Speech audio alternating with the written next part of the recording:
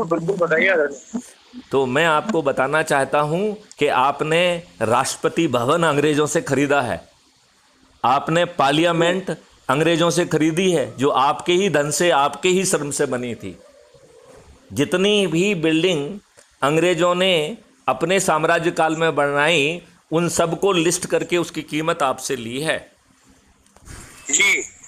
और दूसरा कंपोनेंट उसमें है कि जितने अंग्रेज आपके शोषण के लिए लाट साहब बन के आपकी छाती पे बैठे हुए थे, इन दुष्ट राजनेताओं ने उन्हें ताउम्र पेंशन दी है। इन दोनों चीजों को जोड़ के जो राशि बनती थी वो 700 करोड़ बनती थी।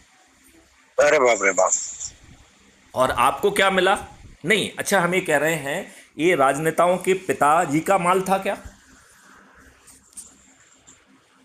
नहीं, ये तथ्य जो है तो आम आदमी से क्यों छिपाया गया?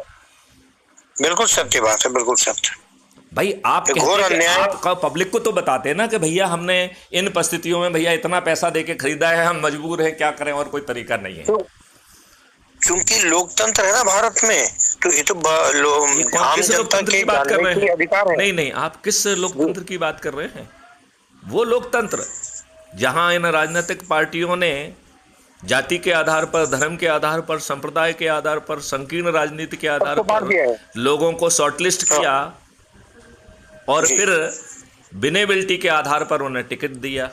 और इन दुष्ट राजनेताओं को विनेबिलिटी किसमें दिख रही है? किसमें विनेबिलिटी दिख रही है इनको? आदरणीय डॉक्टर आदित्य जी, उन्हें विनेबिलिटी दिख रही है अपराधियों में, दुष्टों में, दुर्जनों में, बाहुबलियों में, धनबलियों में। और सभी राजनीतिक पार्टियां दुष्टता करके, षड्यंत्र करके विजय हासिल कर रहे हैं। वो फ्री भी बांट रहे हैं, दारू बांट रहे हैं, साड़ी बांट रहे हैं, पैसे बांट रहे हैं, गरीबों को मुर्गे बांट रहे हैं और गरीबों का वोट खरीद रहे हैं और उन्हें रिप्रेजेंट नहीं कर रहे हैं।